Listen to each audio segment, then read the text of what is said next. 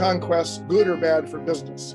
Today we are accustomed to asking this sort of question about wars, particularly given the cost of waging the war. Where did the money come from? How is it? How it will be compensated in some way? But when you go back farther in time, this gets harder to do. So for the Arab conquests, it's been argued in some ways that there's a tremendous amount of continuity, that the caliphate, once particularly after it gets centered in Baghdad, is sort of a continuation of imperial Mesopotamian rule going back for 2,000 years before the rise of Islam. And it certainly is the case. There were no cities that were burned down. There were no massive population movements forced by the conquerors. You did not have street-to-street fighting that destroyed neighborhoods. And the businessmen, the people who manufactured and traded in goods, were pretty much the same. If the Arabs now collected the taxes, as they did, then the people whom they would turn to for buying or selling things were, for the most part, the same people that had been there before. Iran, as I've pointed out, is an exception to this. Iran generates a massively important and lucrative new industry that wasn't there before the Arab conquest, and probably would not have gone there were it not for Arabs, particularly from Yemen, who brought a knowledge of cotton farming. There are a few other places. Northern Syria prospered in new ways because of selling agricultural products and other products that would send down the Euphrates River to Baghdad, the new capital. Spain seems to have developed new agricultural interests. A lot of new crops come to be grown in Spain, and you have a lot of urbanization going on. By and large, I think Iran was the most strongly affected of the areas that the Arabs conquered in terms of commerce, not just what the products were, but who were the new businessmen. In Iran, the new businessmen appear to be Muslim cotton farmers and perhaps, and in time, general traders. That doesn't mean that the Jewish or Iranian or Armenian traders that had been there before did not continue. I'm sure they did. In terms of the volume of manufacturing and trade, that seems to have been primarily in the cotton industry and carried out by Muslims and coordinated with the new religion, insofar as the religious personalities in Iran advocated the wearing of cotton cloth, and therefore made conversion, nominal faith, also a question of conversion of costume and growing a marketplace for Muslim commerce. I think that Iran's commercial elite way overshadowed the political elite that the Arabs installed. After all, you had numerous Arab settlements in different parts of Iran, but you did not have a single massive center in Iran comparable to Fustat, which grows into Cairo in Egypt, or comparable to Baghdad, or its predecessors, Basra, Kufa in Iraq. So within what is becoming an Islamic world, Iran stands out as the place where you have a commercial class of people. If you were to look at presence of religious specialists throughout the Muslim conquest area, the Arab conquest area, you would find a tremendous preponderance of Iranians, also Iraqis, but the Iraqis are primarily in the big population centers settled by the Arabs of Kufa, Basra, and Baghdad. But in Iran, you have a dispersed industrial and commercial class, and you do not have an overriding political state.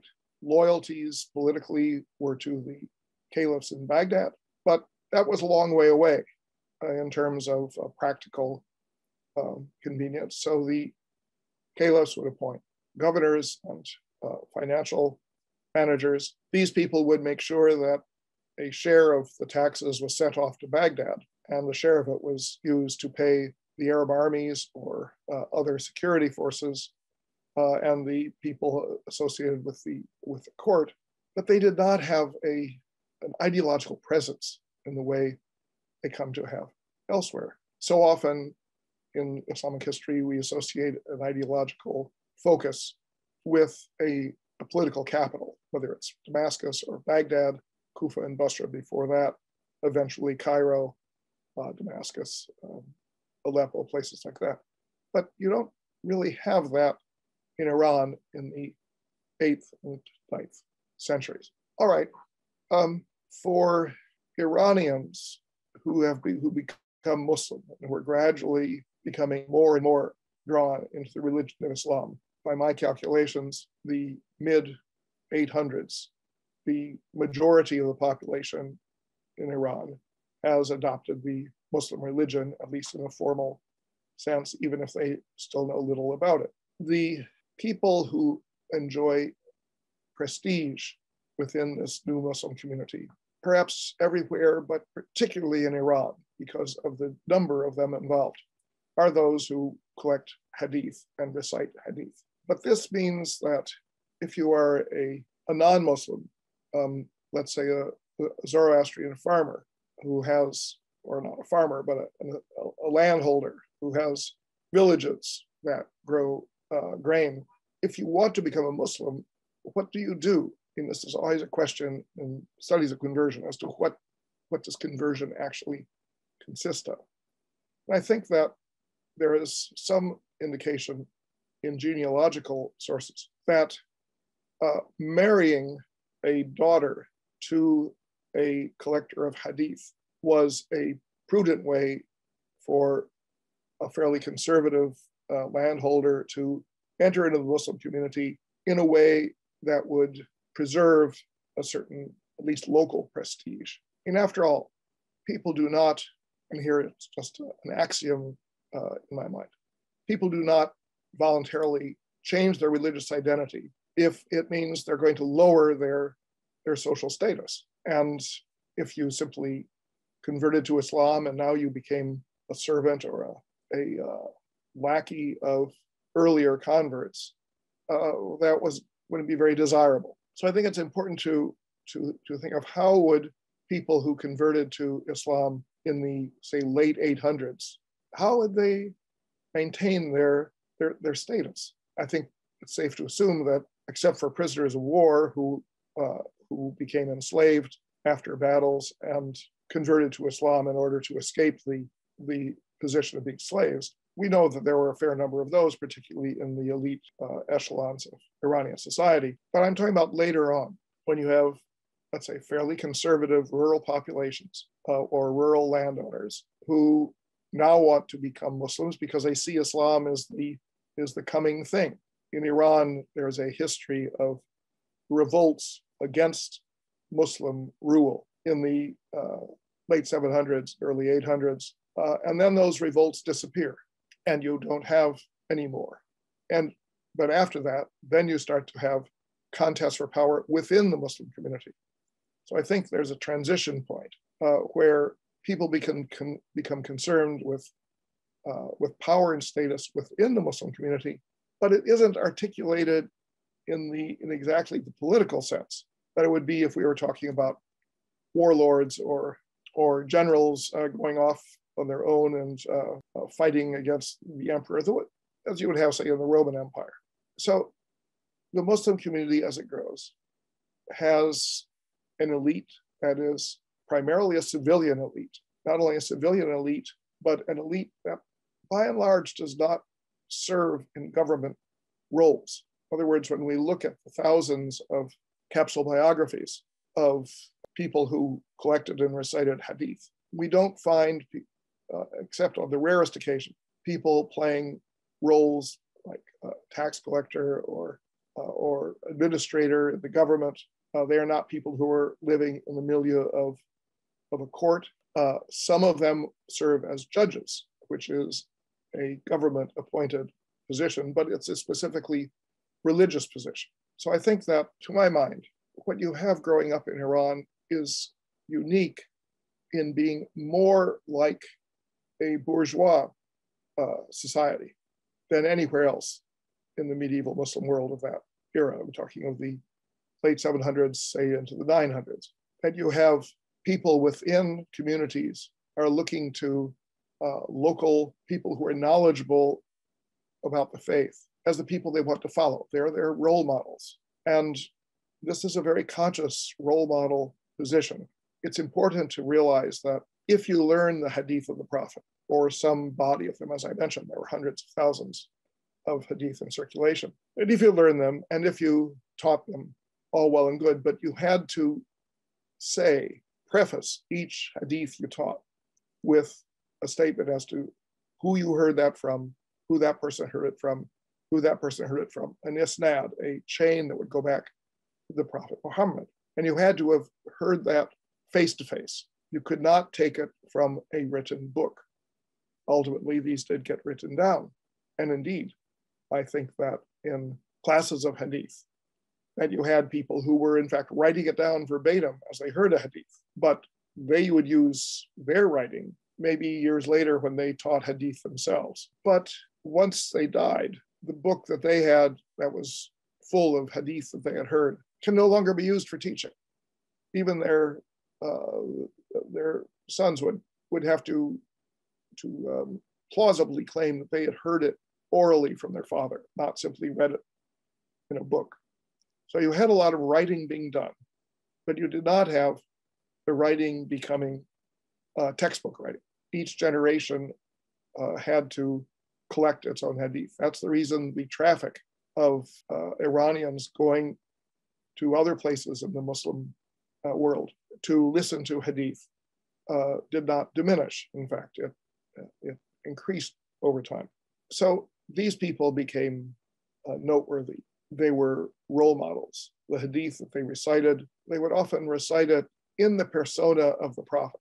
We have at least one book on the behavior of someone who was teaching hadith and how that person would clothe himself in a new white garment. He would maybe sprinkle some rose water in his hair or beard. He would walk into the room and he would present himself, in a sense, as a reincarnation of the Prophet. That when he spoke, speaking the words of the Prophet, the milieu of the class, the majlis, would sort of take on an imagined role of actually listening in person to the Prophet. And I think it was a very powerful construction of Islam in Iran, where you had these thousands and thousands of people who were collecting and transmitting hadith, much more so than anywhere else, with the exception, perhaps, of Iraq. Now, these people had prestige. They were engaged in farming, whether cotton farming or other farming. They were engaged in manufacturing, whether it was cotton or whether it was other manufacturers. They were engaged in trading products over substantial distances. But they were not a uniform group of people. And I think it's important to be aware that cleavages within the Muslim community that are not there at the very beginning, where you may have some disagreements among the Arabs over some matters, but within the convert community, you seem not to have had that so much. But now you get into a point where you start having Arab and non-Arab Muslims, people who are part of a Muslim community, who are now disagreeing as to the direction that community should take. We know from numerous sources that by the 900s, you had a cleavage in most of the Muslim communities between at least two different factions. And those factions had developed in time combative attitudes and developed what was called asabiya, a word that denotes sort of passionate devotion to a particular credo or attitude. The labels given to the two main factions, Hanafi and Shafi, refer to approaches to Islamic law that developed after 750 The Hanafi approach is the first, the Shafi'i approach comes a century or so later. It doesn't seem necessary for the Shafi'i approach to have developed a parity or a balance with the Hanafi approach simply by coming into being, because for that to have happened, you would have had to have many of the earliest converts shift from being Hanafi in orientation or being Shafi'i in orientation.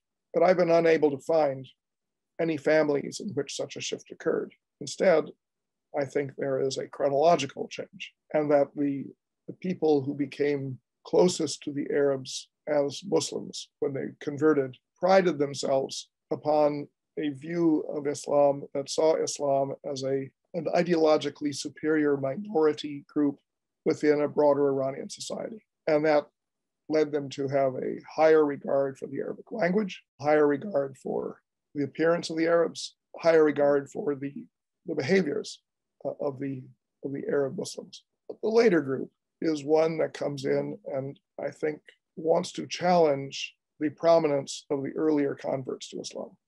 And they do this by favoring developments that have less to do with the Arab core areas in Iraq and the Arabian Peninsula, and more to do with opening up Islam to a broad audience, if not a universal audience, and becoming what I would call a populist attitude. So I think you end up, when the factions appear, I think it's a contest between a conservative view of Islam versus a more populist view of Islam. In time, these become severe rivalries in cities, and you get to a point where you have riots and destruction occurring in fights between factions in the cities of Iran. You get a similar development in Baghdad itself, where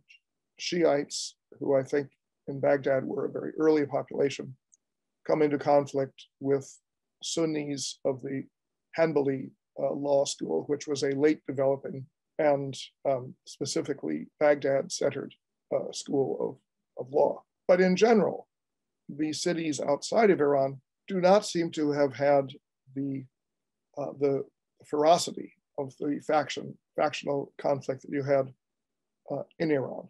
And I think this is because they are converting maybe a half century later, and they're not going through the same experiences, but also because the civilian religious elite are less dominant outside of Iran than they are inside of Iran, and the political elite are more dominant. When you look at the populist view, my interest has been in looking at this populist view because I think it leads to a broader transformation of Muslim society. So if the conservative view tends to be Arab-centered, what does the populist view look like? Well, there are several different components to this. One of them is language.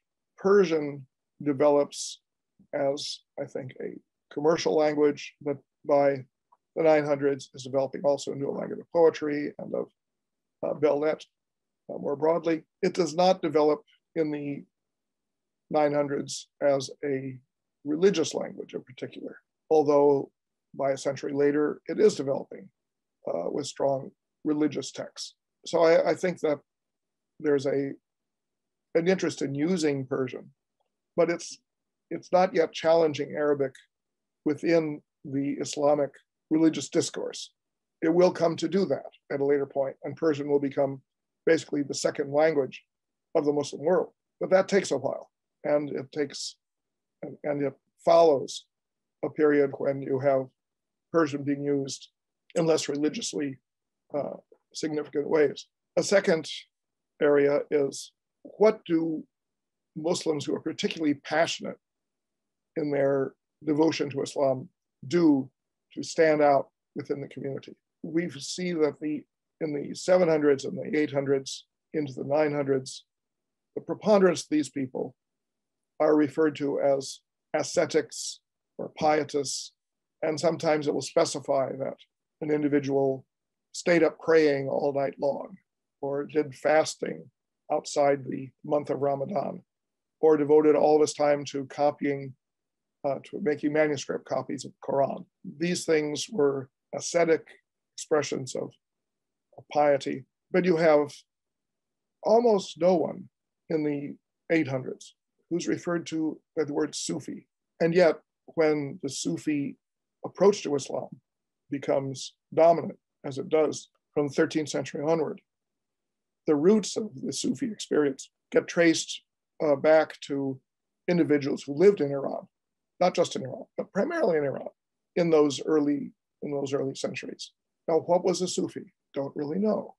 The earliest collections of stories about Sufis that go back to the end of the 900s often focus on particular sort of ecstatic sayings or experiences, an expression of a sense of unity with God, or an experience, a direct experience of the divine, sometimes accompanied by what appear to be miracles. I recall one in particular where there was a ecstatic Sufi in Nishapur, and he was speaking to a large assembly of people in a very passionate way, and at a certain point he was seen to have to put his hand through his shirt and pulling it out without leaving a hole in the shirt. And people were amazed at this miracle. And when his sermon ended, they cut up his shirt, and people took away little scraps of the cloth as a sacred souvenir. Now, the role of miracles, in a sense, you wonder, it's true, it would be a miracle to do it, but what's the point other than to show this person is sort of ecstatically with God and has been enabled to do this thing? But the thing, it's not like Jesus multiplying the loaves and fishes to feed people. This is simply putting your hand through the cloth of the shirt. So people who disparage Sufism focus on the miracles and say, well, that's sort of superstitious nonsense. And other people focus upon the content of the sayings of early Sufis and their successors.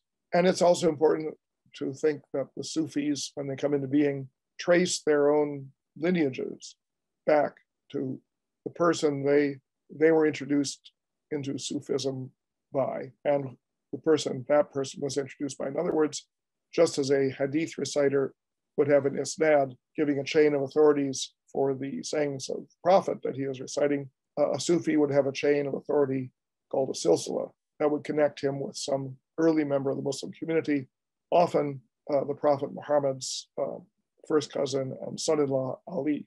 So over time, when we look at the balance of the descriptive terms used for these sort of bourgeois civilian Muslim luminaries in 8th, 9th, 10th century Iran, over time we see that the word for a ascetic diminishes and the word for Sufi grows.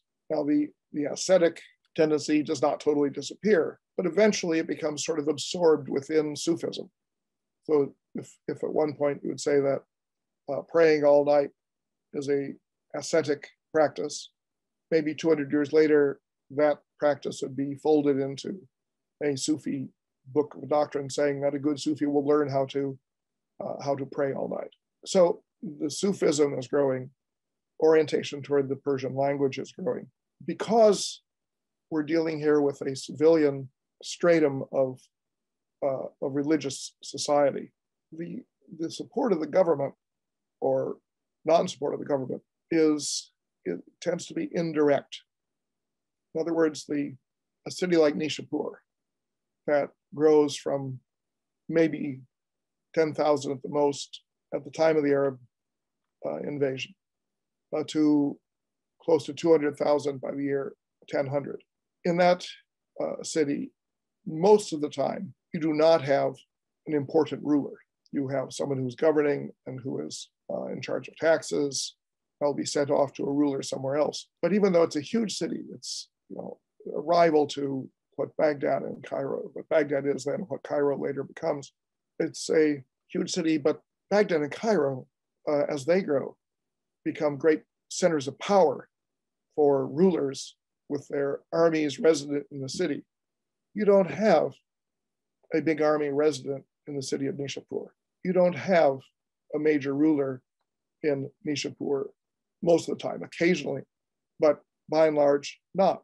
So this is sort of a singular aspect of Islam in Iran, is that the centers of the religion do not overlap, in particular, the centers of military power or of governance. So how does this bourgeois religious social stratum organize itself?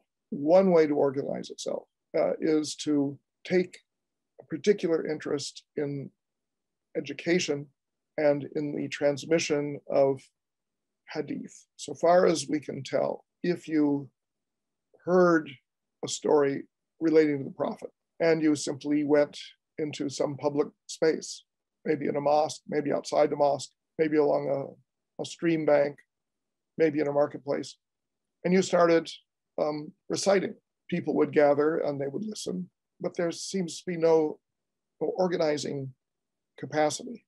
And indeed, it sometimes seems difficult to understand how these classes came into being. By the end of the 800s, formal classes have come into being. A session, literally a sitting, a majlis of recitation. And you would have at any given point, say in a city like Nishapur, you appear to have at any given point, maybe a couple of dozen, maybe 20 people who are reciting the sayings of the Prophet in ways that gather huge audiences, often in mosques, but not necessarily in mosques. They also can be in buildings that are established specifically for the purpose of transmitting the lore of Islam. And the word madrasa comes to be used for this sort of study center. But the study center, among its various functions, will be a place where you have these majalis for the recitation of the sayings of the Prophet. The earliest madrasas, I'd say the earliest appearance of the word, suggests that by the late 900s, this word was understood, and you had specific buildings that were referred to as madrasa. Over the next century or so, more and more madrasas are created, and some of them come to be paid for, to be financed by grants from a ruler, and so that essentially the subsidizing of studying Islam comes to be a way in which a ruler can have leverage within this civilian religious elite, this bourgeois population. Initially, madrasas might be established by a ruler or by a wealthy person of any sort, or even by a religious authority himself and his family. But all of this is opening up Islam to a very broad segment of the population. And when you start to have an organization of the teaching, then you also have a point of access to control of the teaching. This does not take the form, by and large, of matriculation or graduation. This is not initially a forerunner of a university, but it does appear that the head of a madrasa, who's referred to as a head of a madrasa, does have the authority to invite or allow a given teacher to teach in that institution.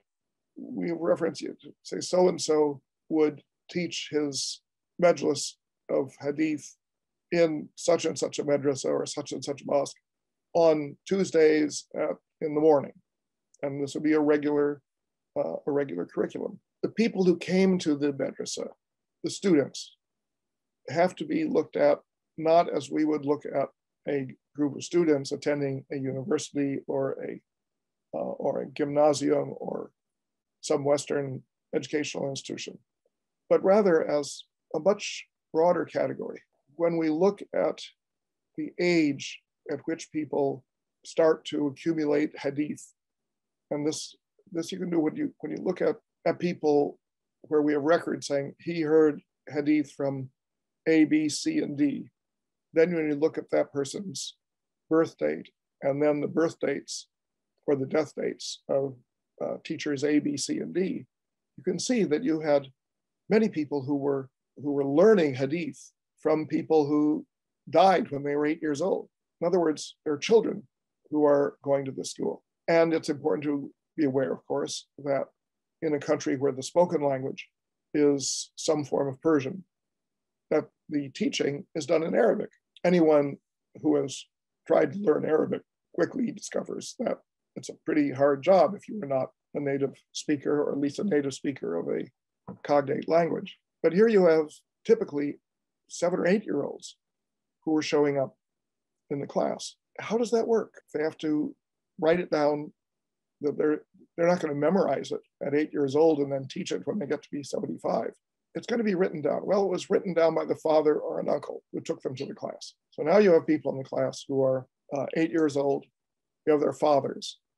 But you also have adults who want to become more informed about the lore relating to the prophet. So I think we have to realize that you might have 100 or more students there. We know that you even had not an official position, but a function of a person who was kind of an advanced student, whose job it was to repeat the words of the teacher in a loud voice so that it could be heard by a large group. And we know that people were writing down what they heard, partly because we actually have texts that were written down verbatim in this way, and partly because when a particularly famous scholar died, you would sometimes have a note saying 500 people broke their pens and their pen holders in grief at his death. In other words, you have references to people writing, taking down the hadith. Now, the importance of the children and the old people is worth noting. In the West, we've become accustomed to the idea that the not very old teach the not very young. We consider elementary school to be something that teaches you basic reading and writing, but not a whole lot else. But significant education is going to start in the teens and, taper off in the 20s, except for those people who decide to devote themselves to a scholarly life. And those people move into a teaching position, perhaps in their 30s or 40s.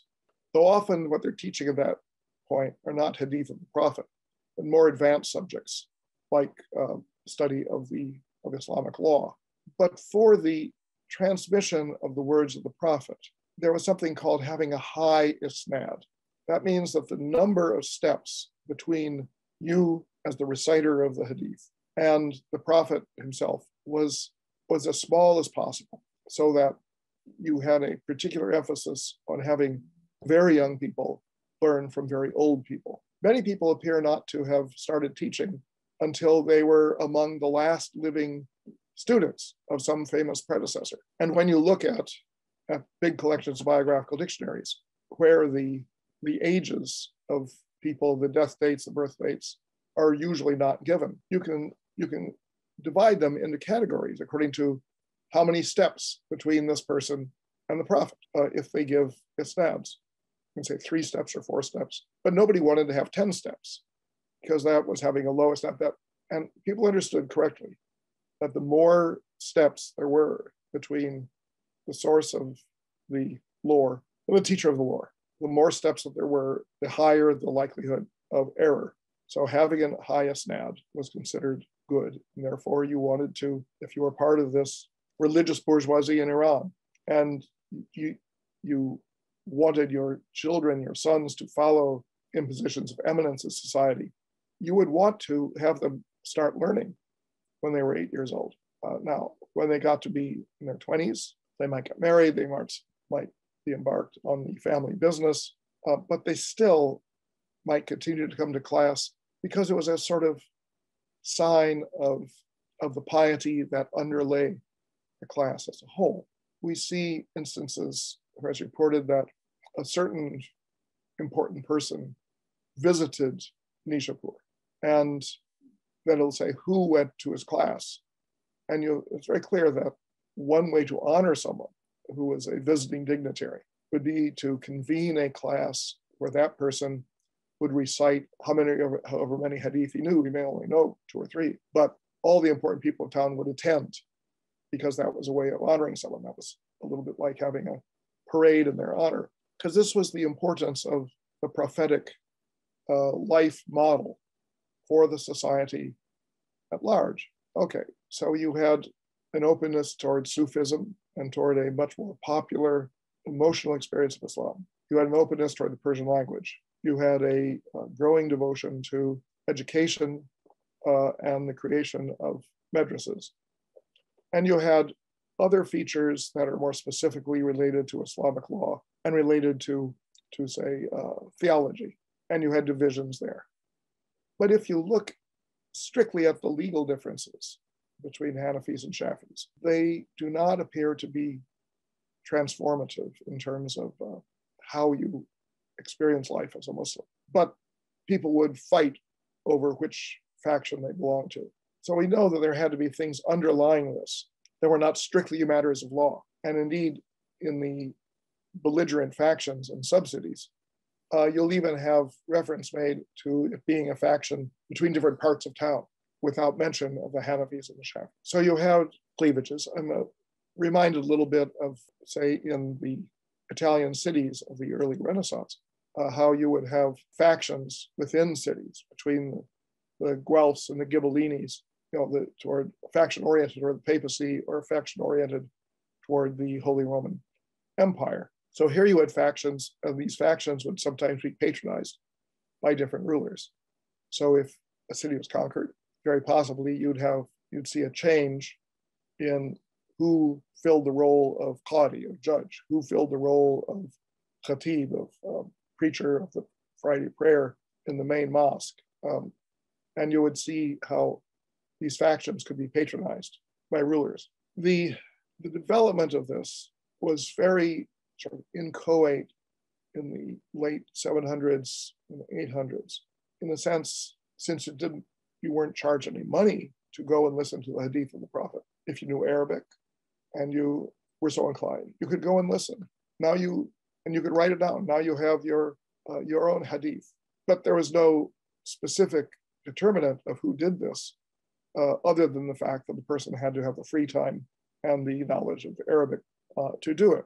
You did not pay for this. You did not formally have to be accepted into a class. But by the 1000s, by the late 900s, you find that the people who are mentioned as teaching hadith are in preponderant measure the sons of people who taught hadith in the generation before.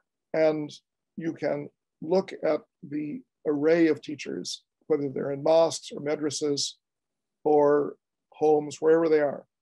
And you can see that over time, they develop more and more hereditary features. What begins as a sort of religious orientation open to anyone gradually becomes focused on specific families. And those families become dominant families.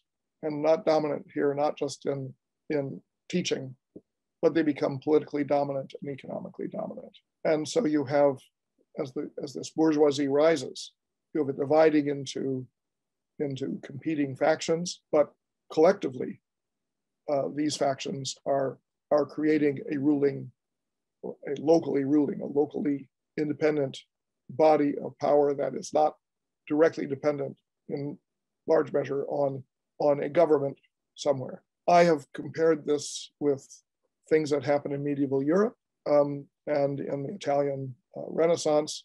And to my mind, there is a similarity between how the word patrician was used in, let us say, 12th century Toulouse in France, and how these dominant families functioned in Nishapur.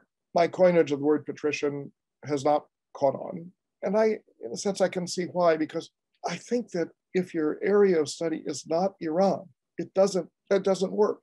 This is a specifically Iranian sort of thing because of the dominance of the civilian sector and the remoteness or cautionary removal of the governing sector.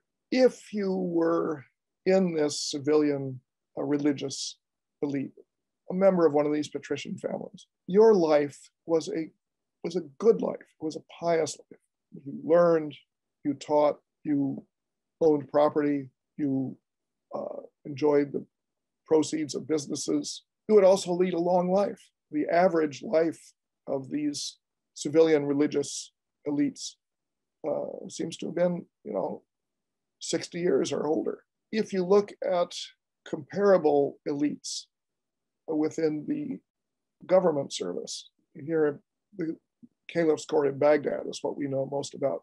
You find that their life expectancy wasn't all that great because you had turmoil in the courts and you had factions that were violently opposed to one another. You had people whose heads were cut off, who would have a civil post and rip off as much money as possible and then be beaten to get the money back when a new governor took over. In a sense, in Iran, you had stable and prosperous and I think religiously sort of self-important civilian bourgeois elite that didn't have exactly the same role as parallel social formations in other parts of medieval Islam, but was very important in the core cities of Iran. And for people who have spent long periods studying Syria or Egypt or Iraq or Bukhara or Samarkand in Central Asia, North Africa or Spain, it's not the same.